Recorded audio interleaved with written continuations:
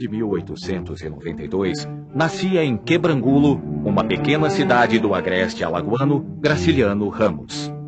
Sua vida foi cheia de atribulações pessoais e políticas, mas tudo em suas mãos virava literatura. Ele polia, retirava os excessos e devolvia para o público como matéria refinada. Considerado um dos maiores escritores da língua portuguesa, seu livro Vidas Secas é uma das obras-primas da literatura nacional. Morto em março de 1953, Graciliano continua sendo referência das mais importantes para a cultura brasileira, seja como escritor, seja como um homem que não se dobrava diante das pressões do mundo. A primeira coisa que guardei na memória foi um vaso de louça vidrada, cheio de pitombas, escondido atrás de uma porta. Ignoro onde o vi, quando o vi, e se uma parte do caso remoto não desaguasse no outro posterior, julgá-lo-ia sonho. Inculcaram-me nesse tempo a noção de pitombas, e as pitombas me serviram para designar todos os objetos esféricos. Depois me explicaram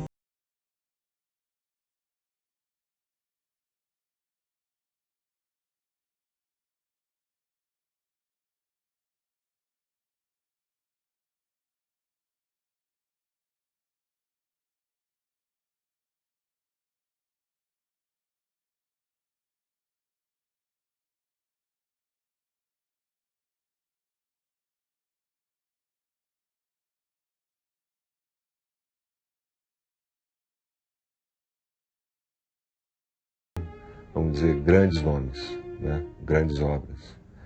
E a obra de Graciliano acho que está no centro, vamos dizer, do vértice dessa pirâmide. Quer dizer, ela é uma obra universal, parte do local para alcançar o universal, e ela, ao mesmo tempo, foi uma ruptura na literatura brasileira. Quer dizer, porque no Graciliano, o que ele conseguiu foi casar a expressão, né, com aquilo que ela se refere da linguagem. Quer dizer, há um casamento aí perfeito entre o estilo, né, entre a linguagem e a realidade que ela quer exprimir. Né? Que ele soube, vamos dizer, falar do essencial dos dramas humanos, né, de uma forma concisa e deixar apenas vamos dizer, o caroço mesmo.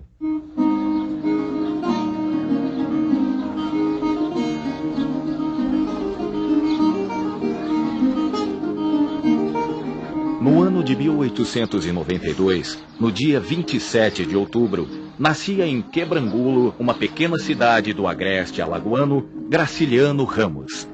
Filho de Sebastião Ramos e Maria Amélia Ramos, ele foi o primeiro de uma família de 16 filhos.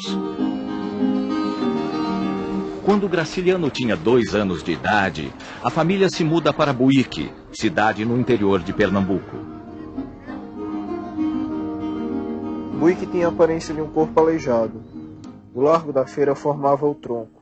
A Rua da Pedra e a Rua da Palha serviam de pernas, uma quase estirada e outra curva, dando um passo, galgado, um monte.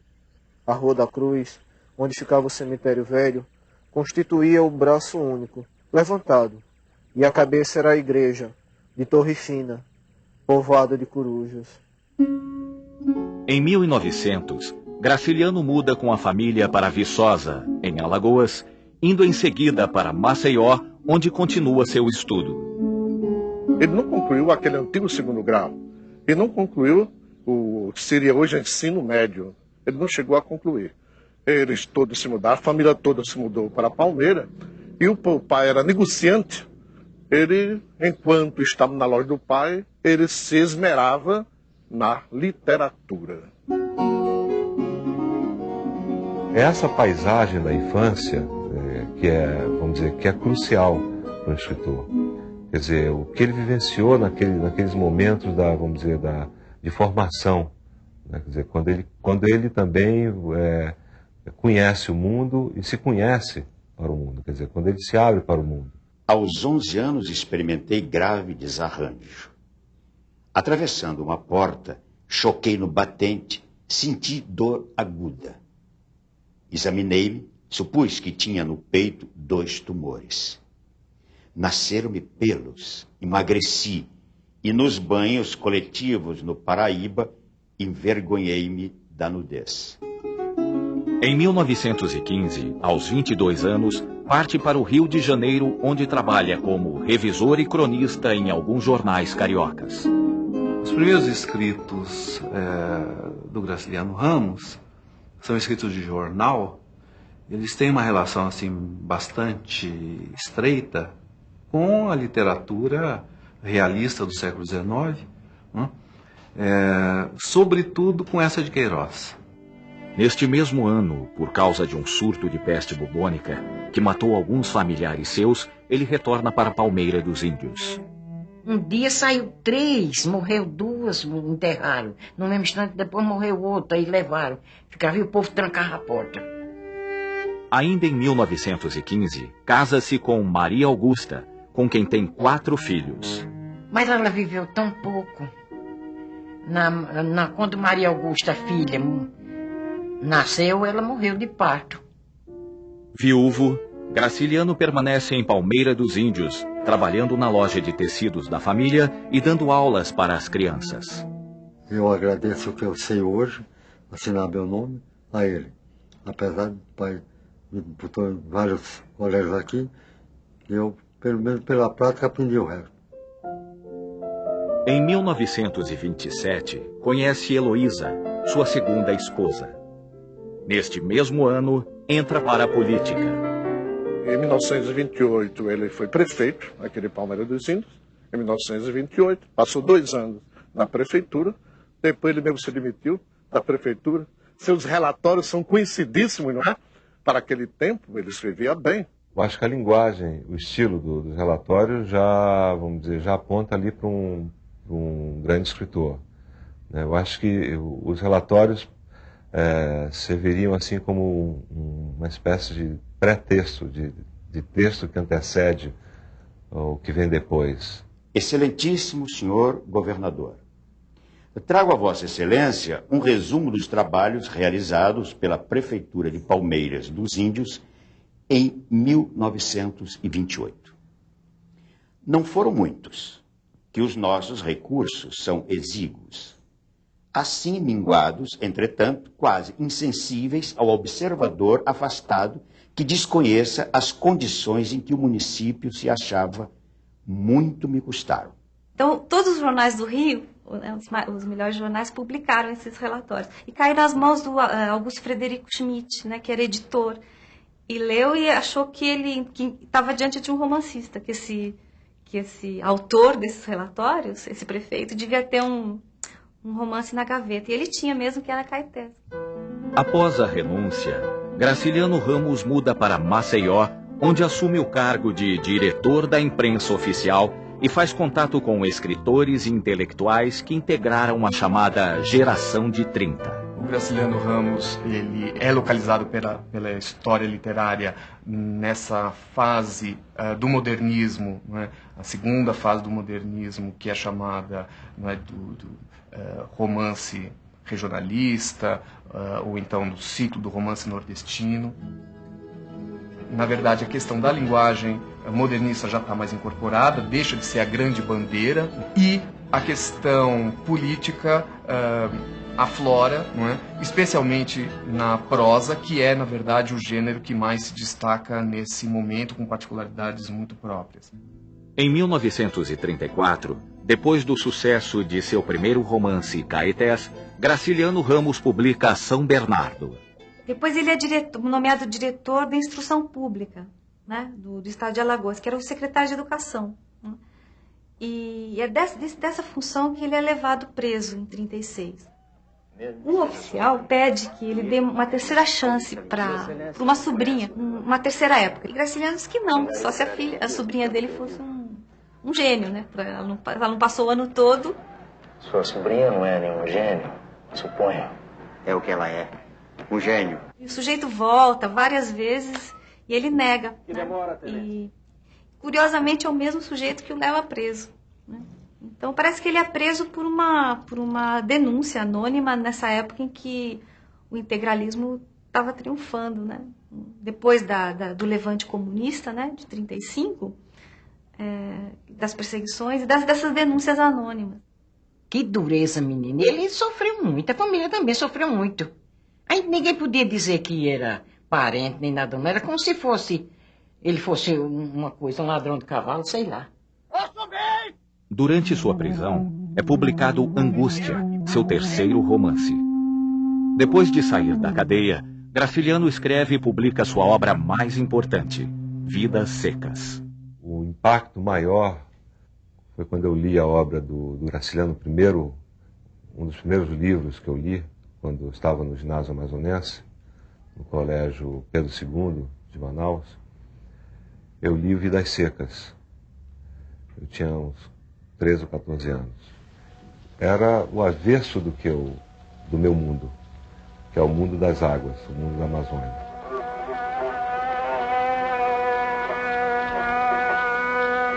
Em Vidas Secas você já vê ali o drama a partir do começo, né, do livro. Quer dizer, eles já são retirantes, quer dizer, já a condição deles vamos dizer, de classe social, né, é a mais adversa possível, né?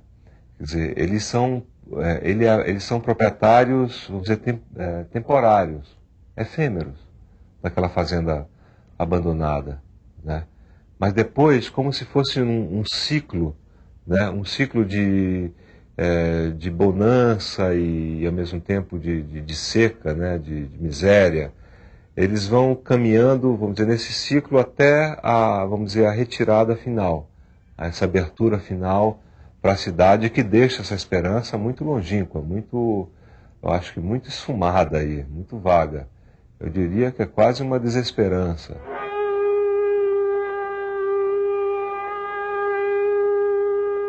Vidas Secas se transformou num livro meio ícone, não é? Daqueles que servem sempre de referência a um certo estilo, aquilo que muitos consideram como o exemplo mais bem acabado dessa prosa do romance regionalista. Foi quase como um ponto de inflexão da literatura brasileira, do romance brasileiro, né? Quer dizer, falar de um drama humano de uma forma tão concisa. O romance era grosso e ele foi cada vez mais depurando o romance, depurando, ele diminuindo de tamanho, diminuindo de volume, a ponto de a própria pessoa dizer, você não vai mais ler neste romance, senão ele vai terminar num almanaquezinho. O que eu acho maravilhoso é como ele, vamos dizer, fala da seca, né? Essa carência da água, essa carência vamos dizer, do alimento, quer dizer, a fome, essa fome mesmo, esse drama social que está em Vidas Secas, se reflete ou interage muito bem com a linguagem, que também desprovida de qualquer excesso. Chegariam a uma terra distante, esqueceriam a caatinga, onde havia montes baixos, cascalhos, rios secos, espinho, urubus, bichos morrendo, gente morrendo. Não voltariam nunca mais, resistiriam à saudade que ataca os sertanejos na mata. Então, eles eram bois para morrer tristes por falta de espinhos. Nesses momentos em que você tem o emprego dos condicionais, não é, do futuro do pretérito, parece que esse narrador, de algum modo, desconfia dos pensamentos, não é, que são retratados dos personagens. Não é? Então, o Fabiano acredita, não é, ou diz acreditar que tudo pode mudar, e na transformação estilística que esse pensamento sofre, não é, na elaboração das frases, isso acaba sendo transformado como poderia mudar. Há também em Vidas Secas essa mudança, vamos dizer, de narrador da primeira para a terceira pessoa. Só que é um discurso indireto, vamos dizer, um discurso indireto livre. Ele é narrado na terceira pessoa, mas há monólogos vamos dizer, nesse narrador na terceira pessoa. Há um monólogo interior. Até a cachorra, a baleia, ela pensa e delira. Nunca me esqueço aquele momento em que ela está com fome. Ela está, vamos dizer, pouco antes de morrer, e ela começa a imaginar um paraíso de preás, né? Ela começa a pensar preás gordos. Isso é de uma, vamos dizer, de uma beleza e também de uma uma tristeza, quer dizer, ela se humaniza ali, enquanto os seres humanos se animalizam. A tremura subia, deixava a barriga e chegava ao peito de Baleia. Do peito para trás era tudo insensibilidade e esquecimento. Mas o resto do corpo se arrepiava. Espinhos de mandacaru penetravam na carne meio comida pela doença. Baleia queria dormir. Acordaria feliz num mundo cheio de preás. E lamberia as mãos de Fabiano, um Fabiano enorme.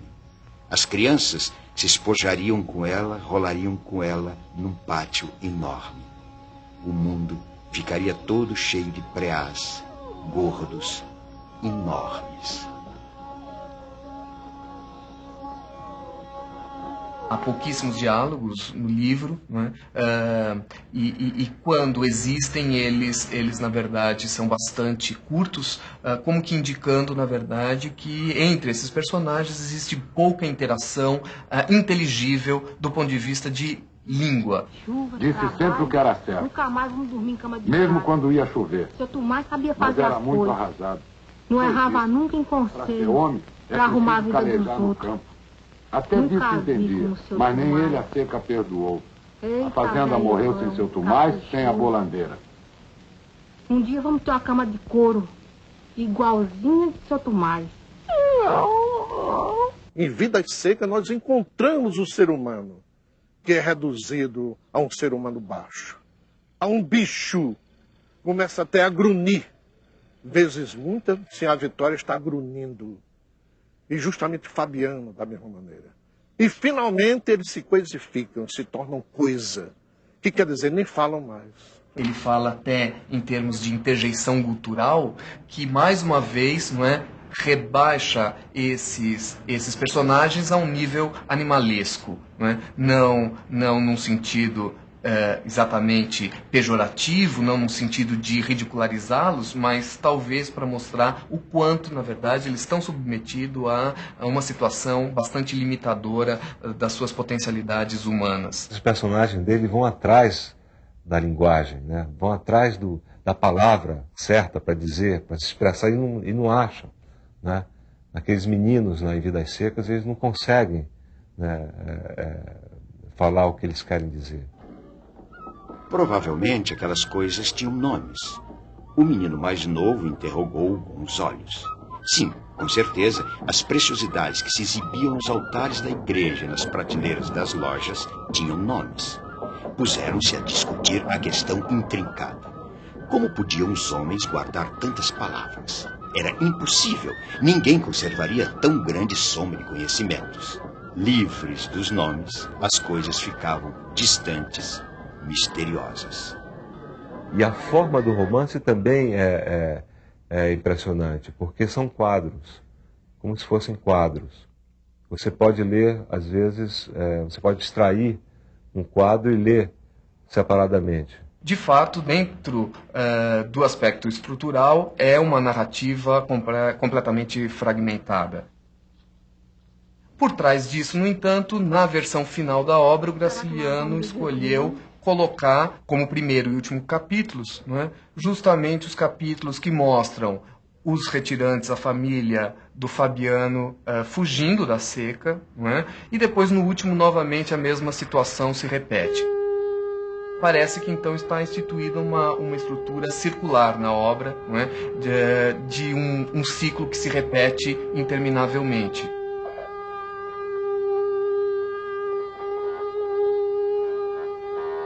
Vidas Secas é um romance que pode ser estudado sobre vários ângulos. Pelo lado da forma, pelo lado do conhecimento da região, do drama social humano, de um jovem brasileiro, né, que percebe que ali há um drama que perdura. Né? Como eu falei, quer dizer, há ainda, o Brasil é também um Brasil de muitos fabianos ainda. Né? E pelo lado da linguagem também. Ali há um vocabulário que um jovem muitas vezes desconhece. Né? Um jovem acostumado vamos dizer, só a imagem visual, né? Ele desconhece aquela linguagem, aquele vocabulário. Então isso enriquece muito, porque ele está dando uma enorme contribuição para a língua brasileira, para a língua portuguesa, né? Para a língua portuguesa, que tem a ver com a fala do sertanejo e tem a ver com a construção também do próprio Graciliano. Em 1937, é iniciado o Estado Novo. Getúlio Vargas tenta se perpetuar como presidente. Os estados perdem autonomia. Graciliano para de escrever romances, se dedicando aos contos, narrativas infantis, crônicas e, principalmente, memórias.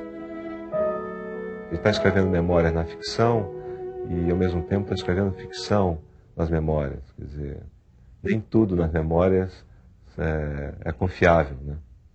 Muita coisa do memorialista também é uma ficção, né? E essas fronteiras entre a ficção e a memória são geralmente fronteiras não muito rígidas, fronteiras, vamos dizer, maleáveis.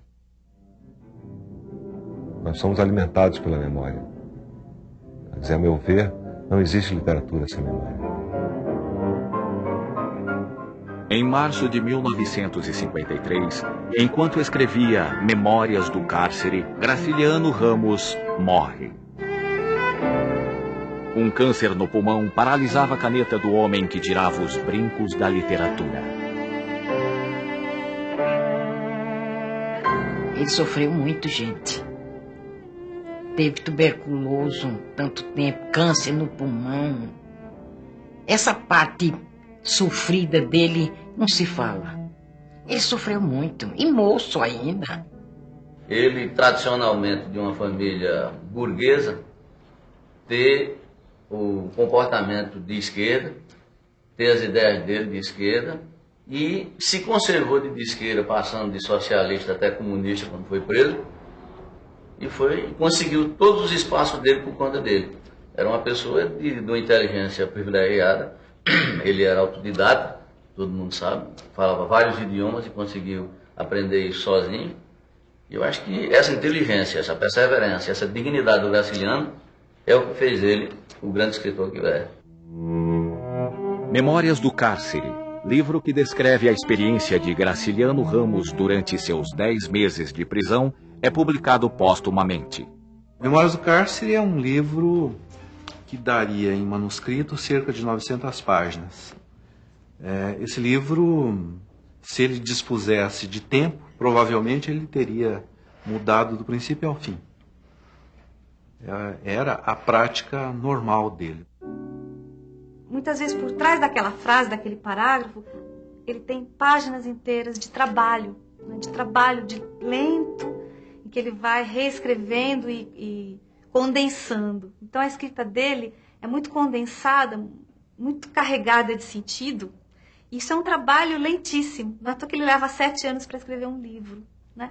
Porque ele volta àqueles originais, ele passa limpo, risca, reescreve, usa as entrelinhas, né?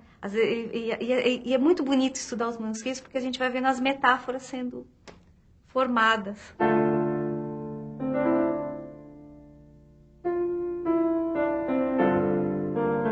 A economia verbal que caracteriza o estilo do Graciliano Ramos, não é? Essa prosa que já foi caracterizada como uma prosa quase esquemática, uma prosa bastante seca, não é? Que dispensa os adjetivos supérfluos, que dispensa uma linguagem muito carregada, muito floreada, não é? E tenta se apoiar, mais ou menos como na poesia do João Cabral, tenta se apoiar nos substantivos, não é?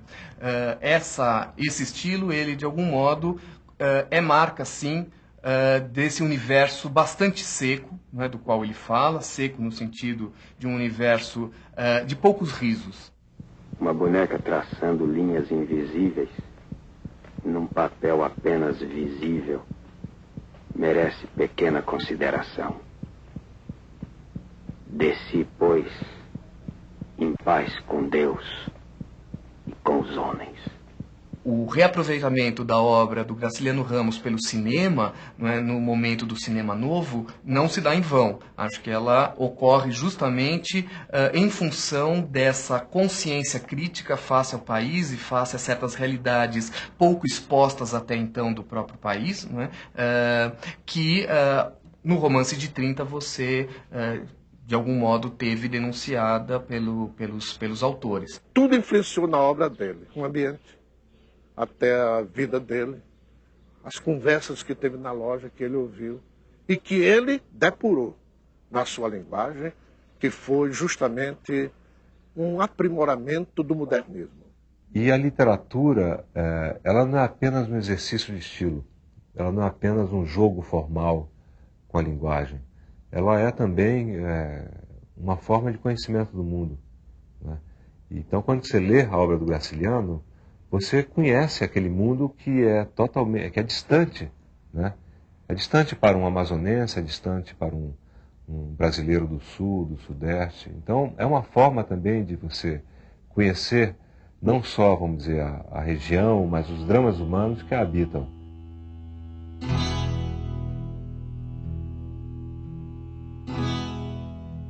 O mundo da linguagem, na obra do Graciliano, é também o mundo, vamos dizer, de um certo Brasil, né? Geográfico, social, econômico, né? Humano. E aí isso é fundamental para o jovem brasileiro. Ele conheceu o seu país através da literatura. É um conhecimento que se dá pelo prazer da leitura. Não há coisa melhor para um jovem. A primeira coisa que guardei na memória foi um vaso de louça vidrada, cheio de pitombas, escondido atrás de uma porta. Ignoro onde o vi, quando o vi, e se uma parte do caso remoto não desaguasse no outro posterior, julgá-lo-ia sonho. Inculcaram-me nesse tempo a noção de pitombas, e as pitombas me serviram para designar todos os objetos esféricos. Depois me explicaram que a generalização era um erro, e isso me perturbou.